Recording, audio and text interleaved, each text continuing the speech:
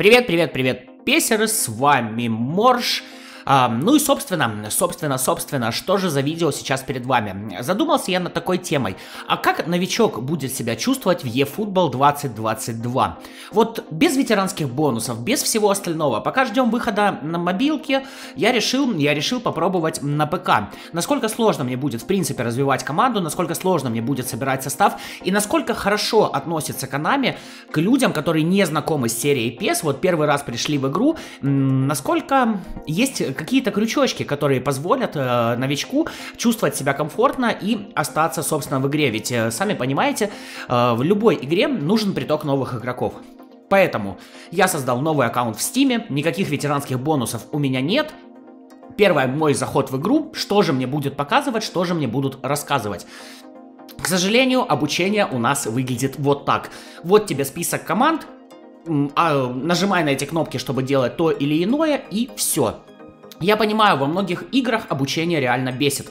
Нажми W, чтобы сделать шаг вперед, нажми S, чтобы сделать шаг назад, ну и так далее. Я думаю, вы все с этим сталкивались. Здесь же обучения в принципе нет как такового. Как новичку со всем этим разбираться? Ну, я бы сказал, будет очень даже сложно, если человек до этого не играл в принципе в футбольные какие-то симуляторы. Список команд, вы знаете, что люди читать у нас любят не особо. Хорошо, что я умею управлять, так сказать, но честно, если бы я включил эту игру первый раз, то для меня бы это было достаточно напряжно.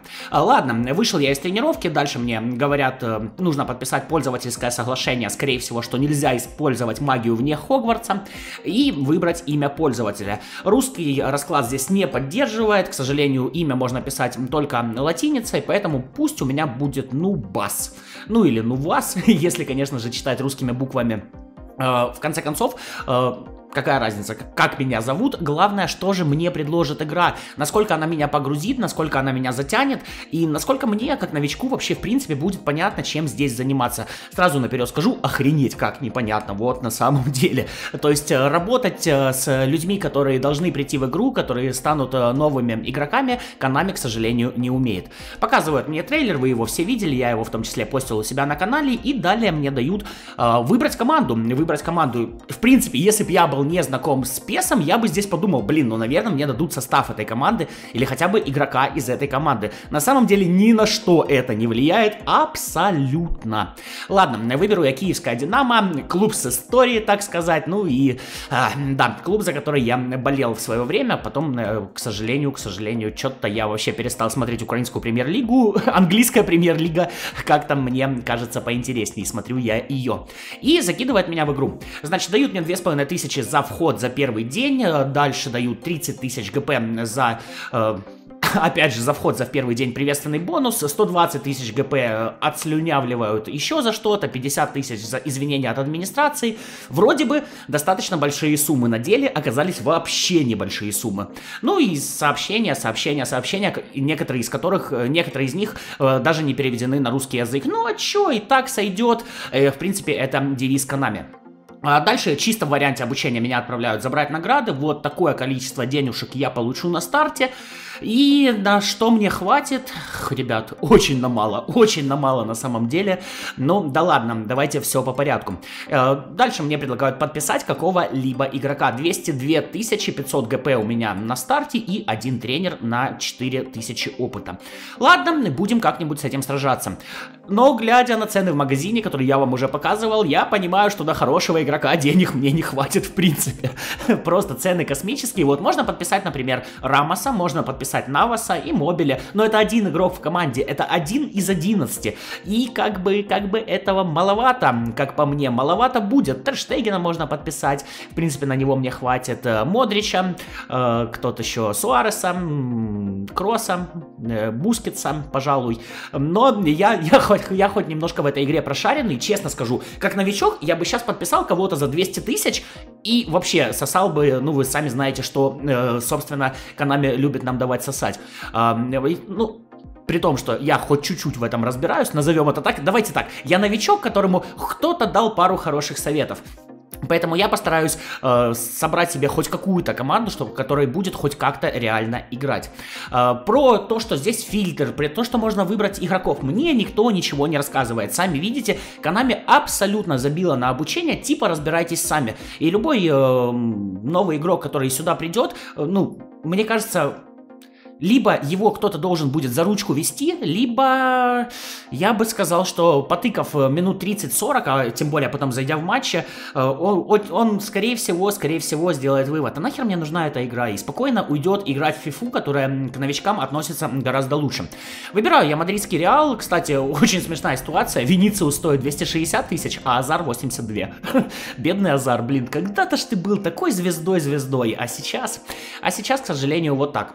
Но при том, что пусть у меня, допустим, есть наставник, который ведет меня за ручку, который мне посоветовал подписывать молодых перспективных игроков и таким образом хоть как-то строить команду. 43 тысячи улетает у меня на Камовинку, центр поля будем укреплять в первую очередь. Хотя, конечно, и вратарь, и нападающие мне тоже будут нужны, сами понимаете, чтобы хоть как-то, в принципе, здесь нормально себя чувствовать, нужна...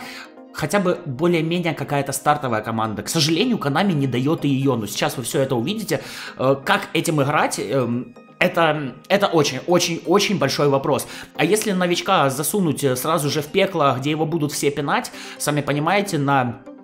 желание его остаться в этой игре, к сожалению, это повлияет крайне хреново.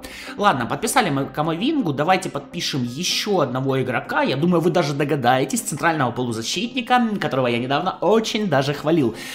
И, конечно же, по голландской лиге вы уже 100% догадались, какого второго игрока я буду подписывать. Так, что-то у меня сбросилось, давайте так, голландская лига, Аякс, конечно же, и Гравенберха мы будем подписывать, само собой, классный игрок, он есть у меня и в основном составе на моем основном аккаунте, я постил эти скрины в Телеграме, ссылка, кстати, на него в описании и закрепленном комментарии, если хочешь быть в курсе, чем живет PES-сообщество, то, конечно же, подписывайся. 39 тысяч за Гравенберха, считаю, что это небольшая цена, и мы его подписываем. При этом, скорее всего, играть он у меня будет опорником, вот, но, тем не менее...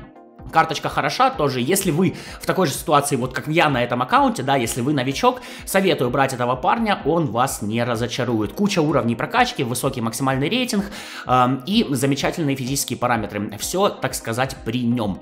Хорошо, двух игроков мы подписали, 120 тысяч у меня остается, и я их оставляю на тренера. На самом деле, как вы видите, в обучении мне ни хрена не рассказывают, ни про стили игры, ни про тренеров, вообще ничего.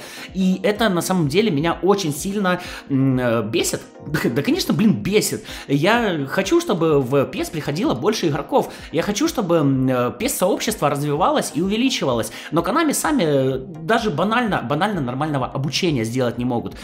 Посмотрите, вот у меня игроки 74, я ставлю его в состав 58. Почему он 58?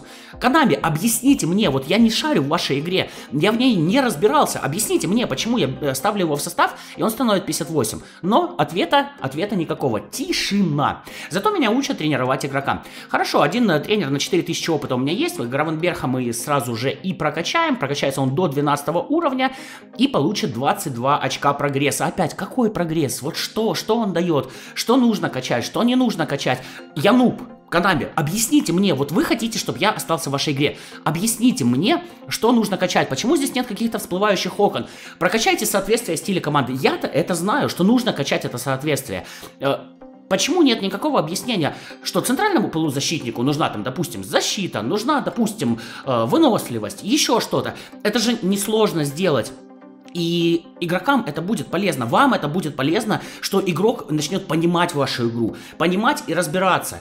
Но нет, это не японский метод, у японцев как путь самурая, да, у самурая нет цели, у самурая есть путь, и вот этим путем мы должны идти. К сожалению, никакая работа в сторону именно общения с комьюнити у Konami не ведется. Это печалит на самом деле. Да, статы я прокачиваю, как вы видите, после того, как ты 4 раза прокачал, то вместо одного очка для прокачки требуется 2. Ну и дважды я прокачаю, собственно, стиль, потому что сыгранность здесь очень сильно решает. Konami мне про это ничего не сказала. будем считать, что мне наставник посоветовал так прокачать. Человек уже, у которого нет наставника, человеку, которому никто это не объясняет, для него это будет высшая математика, потому что самого понимания, в принципе, изначально нет, к сожалению. Ну, а, собственно, eFootball в этом плане помогать никак не собирается. Стал Гравенберг у меня 62, опять же, объясните, какого хрена, что мне нужно качать, какой мне стиль команды выбирать, где всплывающие окна, что если вы хотите быстро контратаковать, то выбирайте одно, если вы хотите контролить мяч, то выбирайте другое. Никаких всплывающих окон, никакого объяснения. Эх, печально. К сожалению, печально, но мы с этим как-то будем бороться. Итого, про тренера мне вообще ничего не сказали. Это, опять же, сделаем вид, что мне подсказал наставник, что нужно сразу купить хорошего тренера, потому что с сыгранностью 62 и вот таким вот набором игроков, я думаю, вы понимаете, что в онлайне мне не то, что ловить нечего. Меня там будут просто убивать и насиловать, но, мягко говоря, кто из вас любит, чтобы его убивали и насиловали? Я думаю, никто. 120 тысяч ГП у меня остается. И давайте посмотрим по тренерам. Собираюсь я играть быструю контратаку. Опять же, никакого объяснения, какого тренера брать. Опять, скажем так, пусть мне подсказал мой какой-нибудь хороший товарищ, мой наставник, который меня, собственно, ведет за ручку. В остальном, ну не знаю, разобраться в этом самому без помощи кого-то, мне кажется, будет очень сложно. Так, есть у нас Энрике, у него есть контроль мяча и быстрая контратака. В принципе, стоит относительно недорого. Наверное, на нем давайте поставим галочку, что можно, в принципе, взять его. Так, здесь у нас что? Быстрая контратака и все. Тренер ПСЖ, контроль мяча и быстрая контратака и по всему полю, то есть тут можно будет еще варьировать схемы, в принципе, тоже неплохой выбор. Флик, контроль мяча, быстрая контратака и по всему полю, тоже достаточно универсальный.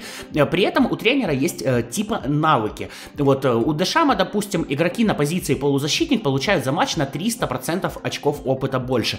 Опять же, никто мне это не объясняет, вот эта надпись просто есть, прочитал, не прочитал, типа разбирайся сам. Хреново, конечно же хреново. Тем не менее, вот в такой мы ситуации. Давайте, наверное, все-таки возьмем Луиса Энрике. У него есть и контроль мяча, и быстрая контратака. Я, кстати, на своем основном аккаунте изначально играл в контроль мяча, потом перешел в быструю контратаку и стало гораздо удобнее играть. То есть в контроле мяча игроки не открываются вообще. Они вот стоят и не забегают за спину. И ты стоишь такой, типа, блин, ребят, а можно как-нибудь хотя бы что-нибудь делать? Но, к сожалению, опять же, никакого пояснения здесь нет. Если хочешь, лезь на какие-то форумы, лезь на какие-то сайты, задалбывай кого-то из друзей, задалбывай кого-то не из друзей, и, собственно, чтобы они тебе все это дело объясняли. Игра тебе объяснять этого не будет. Ставим Луиса Энрике, немножечко рейтинги у меня поднялись, хотя, конечно, центральный нападающий с рейтингом 44, он атакующий полузащитник. Давайте поставим на его место хотя бы другого центрального нападающего, и вот так вот на старте у меня выглядит команда. Насколько она будет играбельна в онлайн-матчах, при том, что сейчас нет никакой градации, это, ребята, это я сразу наперед говорю, по силе команды. То есть меня сейчас может кинуть на игрока, у которого 6 легендарных карточек, плюс Месси там был за предзаказ, еще что-то, ну, короче, против полного набора. И как мне вот такой вот командой играть? Хорошо, что сейчас есть хоть какие-то соревнования. В онлайн я пока, естественно, не сунусь, это просто будет самоубийство. Наверное, я буду пока что проходить игры с ботом.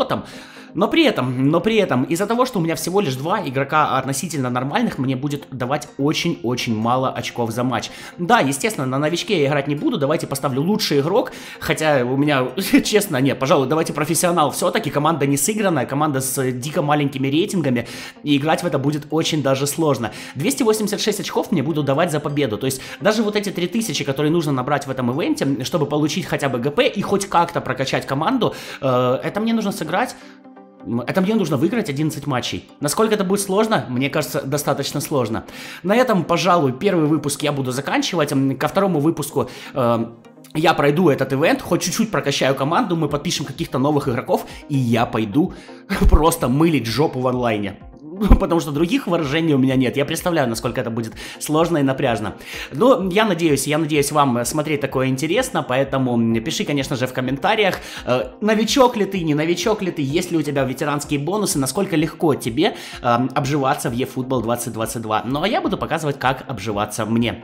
На этом, ребят, прощаюсь, лайки не забываем ставить. С вами был Морж, до новых встреч, пока-пока.